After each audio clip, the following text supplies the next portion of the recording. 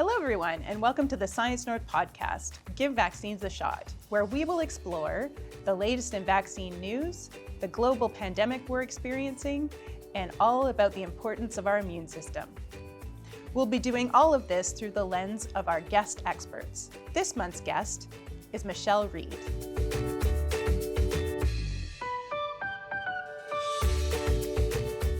Michelle is a sessional instructor for the Laurentian University Science Communication Graduate Program. Misinformation and disinformation are words that we have become familiar with in the past 2 years. We are all living through the COVID-19 pandemic right now, but also what experts have dubbed an infodemic. Michelle Reid will speak to me about the difficulties that scientists have with regards to effective science communication and give all of us tips on how to have conversations with colleagues and family members on important scientific topics like vaccines and the COVID-19 pandemic. Let's get to it and learn how we can address science misinformation with empathy. Before we sort of move on, we'd like to sort of cover some definitions. So what's the difference between disinformation and misinformation? Sure. So misinformation is anything that we share that turns out to be incorrect or misrepresenting our best understanding of the science at the time. It doesn't mean that it's shared intentionally to misinform. It could be something that we originally thought to be true, that we've picked up somewhere from a source maybe that's not as credible. Could be something that we once thought was our best understanding of the science, but we've now learned more about it. Could be a misconception maybe we've even picked up from popular culture, like Jurassic Park or something like that, right? But it's not shared with the intent to lead people astray. Whereas disinformation is anything that's shared with the intention to mislead or persuade in a certain direction or misrepresent the science, usually for some sort of gain that's, either political or financial or, people causing mischief. So the intention is really, I think, what differentiates misinformation and disinformation. All right, so science denialism is not something new. We've seen it in things like climate change, if we go back a little bit further, evolution, the tobacco industry. Mm-hmm. Why does it feel, like it's like we're hearing about it more now, do you think? That's a really good question, and I think that the pandemic has amplified that experience of feeling like there are more folks vocally against science or distrusting scientists nowadays. Some of that is fueled, I think, by political rhetoric, where traditional sources of information, like scientists or regulatory agencies, maybe are not being elevated as trustworthy sources from those political positions. Some of it is just how very quickly groups can form on social media that amplify positions that might not be turning towards science. I think that social media in particular has really given people a place to connect around these sort of disparate viewpoints. And especially with something like the current pandemic that we're in right now, where it is so emotionally charged and the implications of the choices that we make or the choices that the government make are so tied to our everyday, freedoms and ability to go to work and see our friends and family, that the opportunity arises for folks to turn to different sources of information that they trust. And that might mean they're turning away from scientists. Yeah, it's really challenging.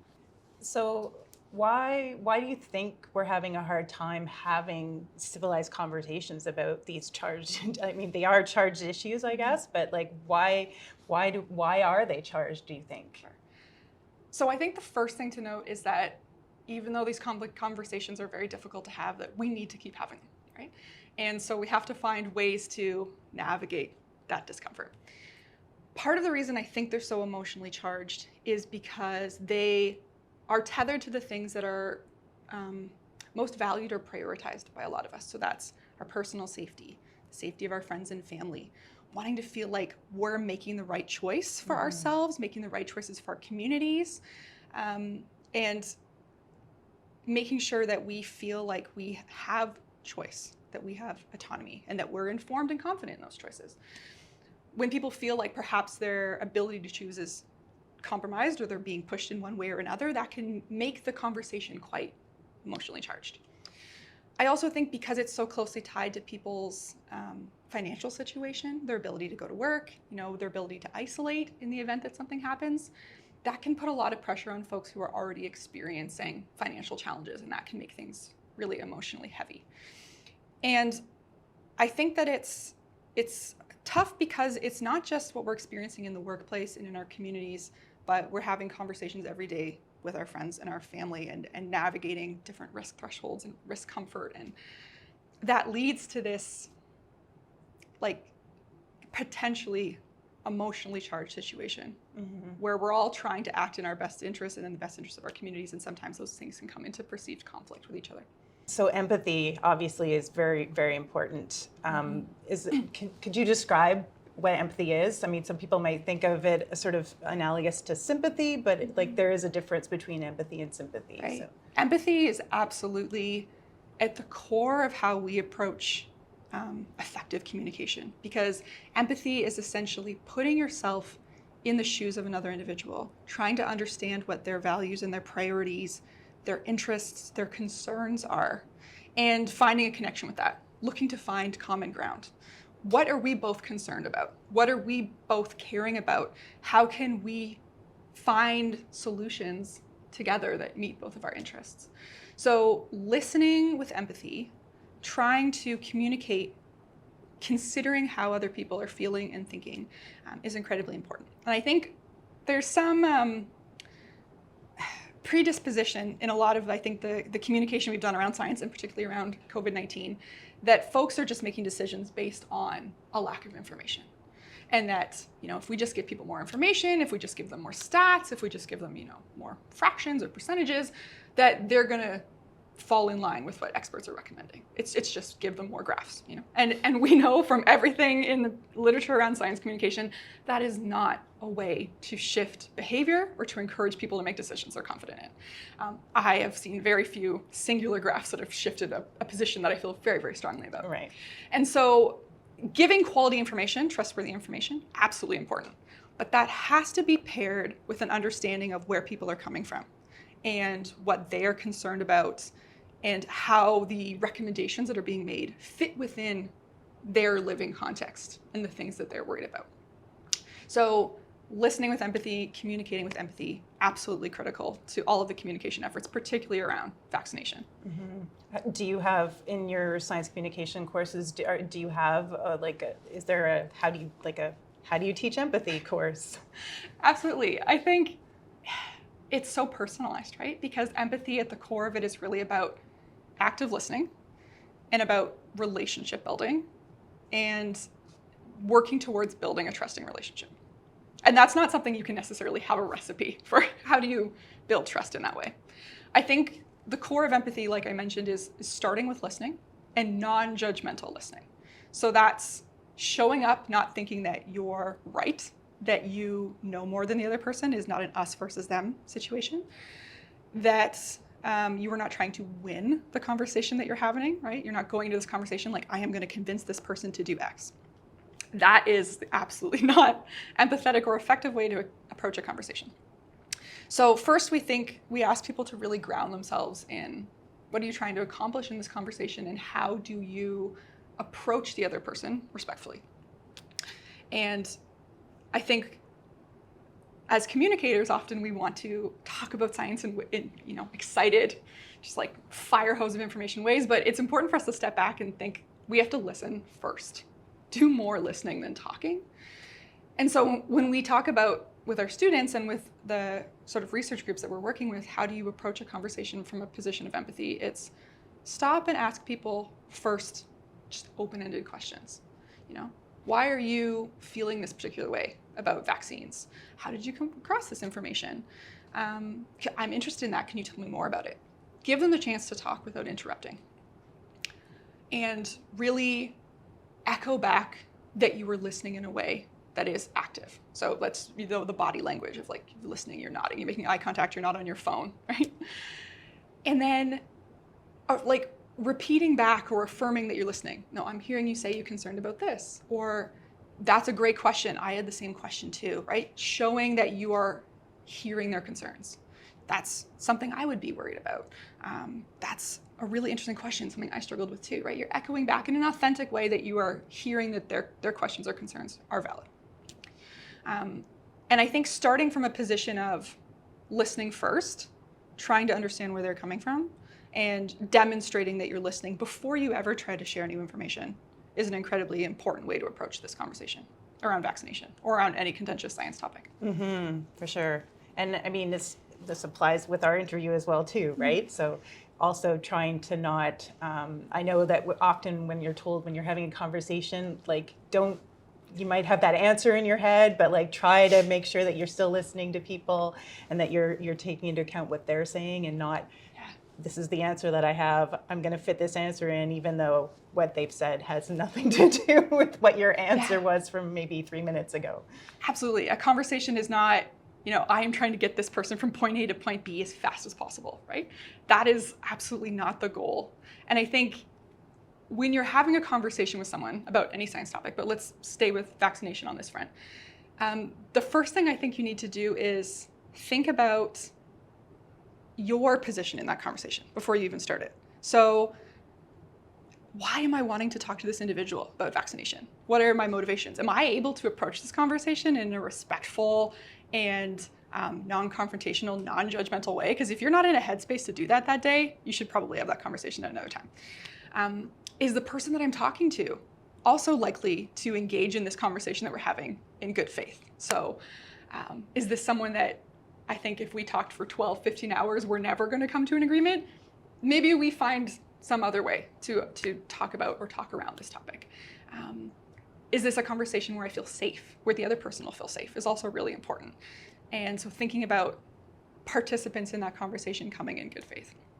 I also think, back to your point about the goal, is so often, I think with these conversations around protective behaviors in COVID and different kinds of vaccination, that we're so eager to help others in our lives make good decisions. And that we approach the conversation as, I'm going to convince them, I'm going to persuade them. And I don't know about you, Larissa, but I have never changed my mind when someone's coming at me like, I'm going to get you to change your mind. And I think it's helpful to think about engaging in these difficult conversations with the goal of encouraging contemplation, not necessarily acceptance or action right away, right? Multiple conversations over time, always approaching that conversation with the hope that when we end this conversation today, that you and I both feel good about each other and that we're likely to continue this conversation in the future.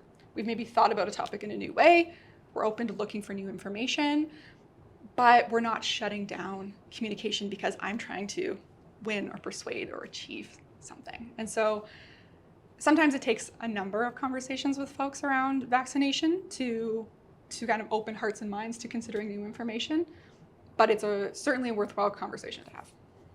When do you throw in the towel? I mean, I've had challenging conversations, and it's like, and we've heard that debunking works, and definitely the empathy way of debunking, but when is that point where you're like, nope, I haven't even shifted I haven't even gotten to the contemplation state. I need to sort of preserve my relationship with this person, or I guess the flip side is there a point where you decide that you can no longer have a relationship with this person? I think that's a really important question to think about, in that we all want to maintain healthy and open dialogue between the folks in our lives, right? And at some point, there are people in my lives, in my workplaces, and I know friends of friends who have had to pause conversation around COVID topics because they feel like it's putting that relationship in jeopardy. So I think it's up to the individual and the individual situation in the context about how far you feel like you can stretch the discomfort to continue that dialogue, and when maybe you need to end that conversation in order to protect, your personal comfort or safety, the comfort or safety of the other individual, or that your energy that you're investing in this conversation might be better put somewhere else, right? When we think about vaccination hesitancy kind of as a spectrum, right? If you imagine there's folks at the very far end who are never going to change their mind. Unfortunately, there is a small percentage of the population who is very steadfast in their commitment to not getting any vaccination. And then on the other end, we have folks who are open to learning more about vaccination, that they're actively pursuing it. They are ready to accept vaccination in a variety of different perspectives. We have this sort of what we call the movable middle in science communication. And it's folks who sit in this center ground where they might move along the spectrum towards more open and accepting or more reluctant. And this can include folks who are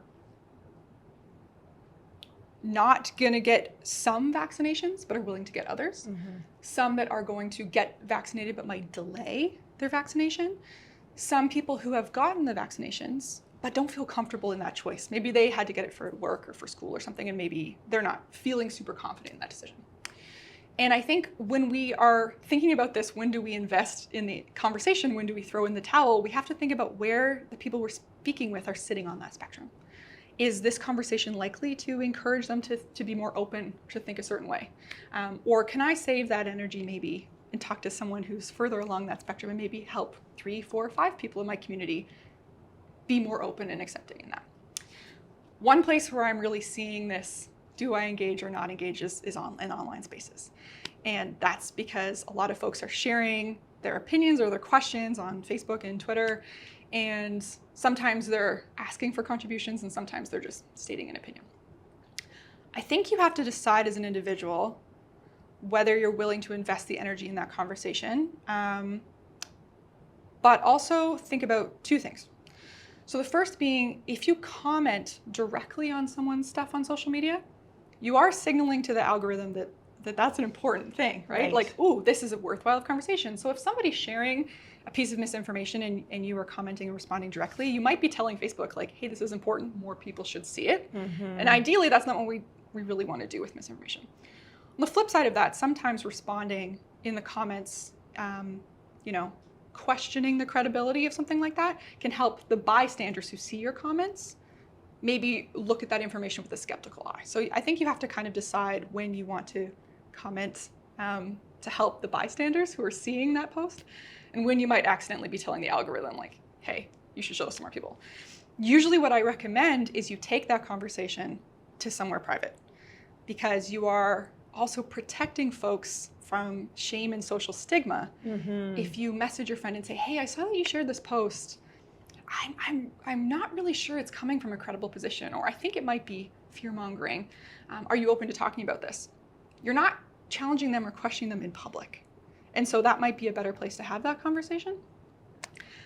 So it's tough. I think we're all making this sort of calculus every day in our workplaces and our social circles. When do I engage? When do I step back? When have we gotten to a point where I don't think we're going to get further today in this conversation? When do I shelve this and come back? But I'm glad that people are trying to have these difficult conversations, because that's the only way that we're going to move forward and help people feel more informed about the decisions they're making. Do you think conversations, this is probably a fairly obvious question. We interact differently with family than we would with colleagues. So I feel like I'm certainly more familiar when I interact with my family. So like, should maybe when we are interacting with our family use techniques that we would use with colleagues, maybe? Yeah, and I think anyone who's friends or family with me has seen that I'm using a lot of my science communication work in our conversations, and sometimes they kind of call me on it as a joke. But I think the same rules apply, right? We're approaching it with empathy, checking our own sort of ego and goals, and that can be harder sometimes with family. Is, when you want to say like to your mom or your cousin, or like, hey, like, let's kind of battle this out, or why are you sharing this? And I think it's almost harder to fight that inclination to get emotionally charged when it's people who are closer to you. So I think also in a lot of our circles where we are sort of our resident scientist or nerd node of trust, as the science communicator Liz Neely uses, that we're like sometimes the go-to person for people when they see information. And I think building that relationship is really important as someone who is like, yes, bring me your questions. Yes, I want to talk about it. I am not going to judge you. I am not going to shame you for any of your questions. There is no such thing as a silly question. And as soon as you kind of open yourself up to that, I think it makes every conversation that comes after that more productive. I even really earlier in the pandemic and at multiple points, I kind of put out little broadcasts on Facebook to be like, hey, even if we went to high school together, we haven't talked in a long time, if you have a question, we can work on figuring that out together. I want to be a place that you can ask questions. And I got a lot of messages from folks I hadn't connected with in a long time who were like, you know what, you've put yourself out there, you've consented to this. Can you help me figure out if this post is real? Or I've heard this about masks, can you help me with that? And I think putting that out there, positioning yourself as a nerd node of trust, it can be very helpful, I think, in a lot of these cases.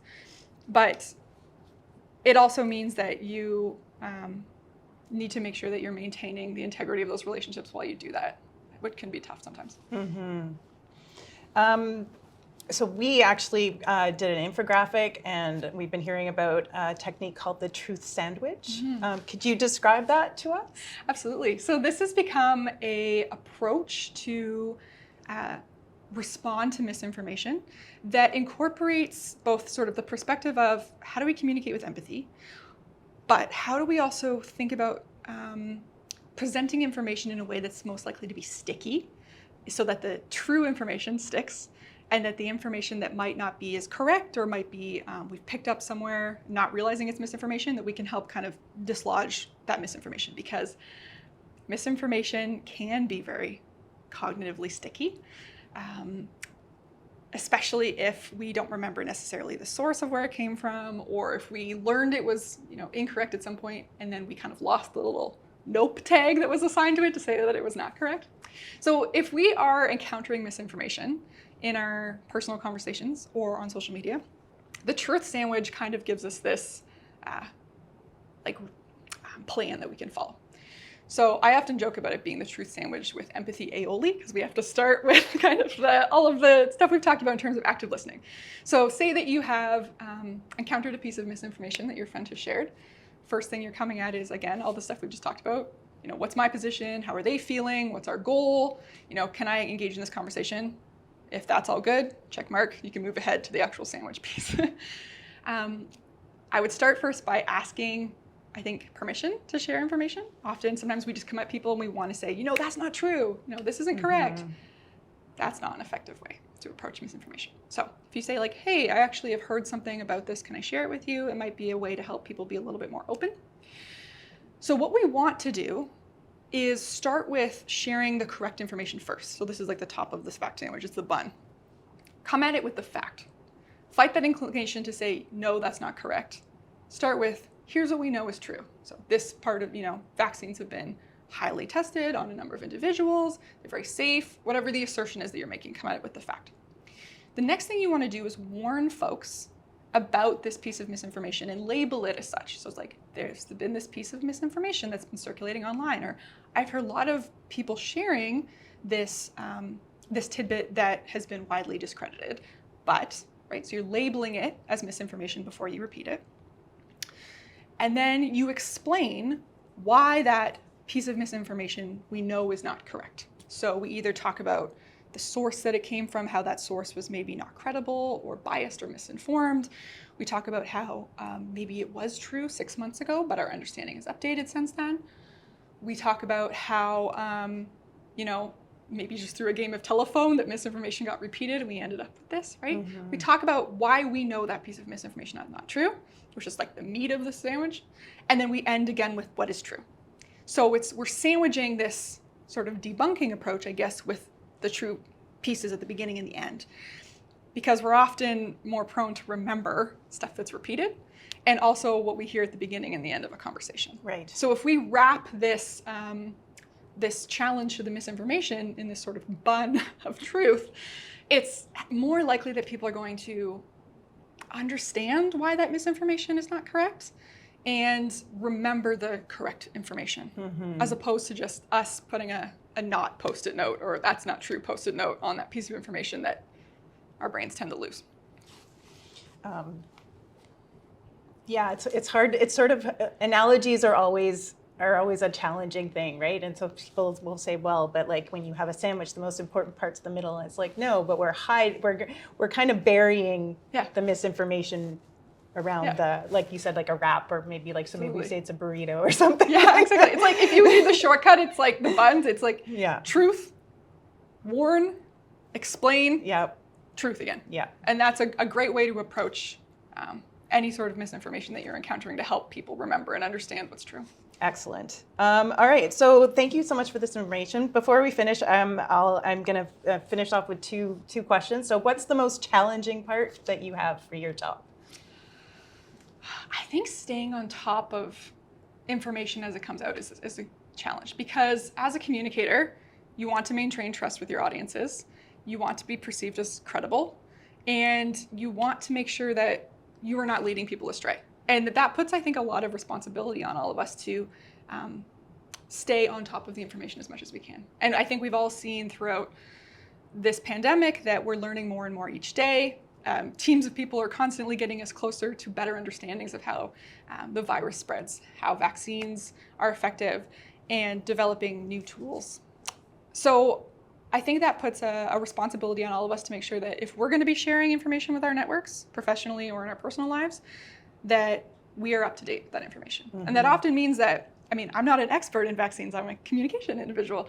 So I have to turn to people that I trust who are experts and turn to them and see what they're sharing and up to date. So it's almost this game of trust telephone, really, that we're playing all the time to turn to experts on this. So I think staying up to date is challenging, because on the flip side, you also want to make sure you have the energy and the enthusiasm to continue to do this work. And sometimes if we're just standing in front of this news fire hose, it can get overwhelming. So finding that balance between seeking out quality information and also finding ways to take care of yourself and recharge so you can continue to do communication work is a tricky balance, but it's an important part of the role.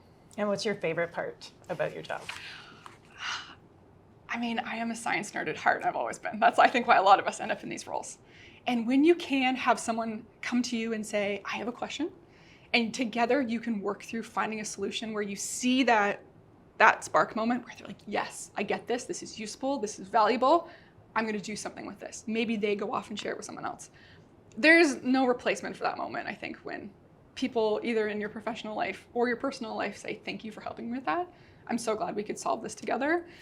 And that they feel like science benefited them. It was valuable to them. And I love seeing that. And finally, do you have one key message that you want to leave us with? I know we've talked a lot about empathy in this conversation. It's the most important, but it also can sometimes be the most difficult part of engaging in these challenging conversations. So keep trying to have these conversations. Remember that we all come to the decisions that we arrive at with the best information and the best intentions that we have. And so looking at other people complexly, thinking about what they value, putting yourself in that position, and just being non-judgmental and empathetic in the way we communicate is always going to serve you. Thank you so much for joining us. And thank you for your expertise. It's greatly appreciated. Thank you for having me. This is a great conversation. Thank you so much for listening. We also want to know what questions you have. If you have any questions about this episode, or in general about viruses, vaccines, and the immune system, please send your emails to vaccines@sciencenorth.ca. If you would like more information, please visit our website at sciencenorth.ca/givevaccinesashot. Also, follow us on Facebook, Instagram, and Twitter. If you're watching us on YouTube, be sure to like and subscribe. Lastly, Give Vaccines a Shot is funded through financial contributions from the Public Health Agency of Canada. Views expressed herein do not necessarily reflect the views of the Public Health Agency of Canada.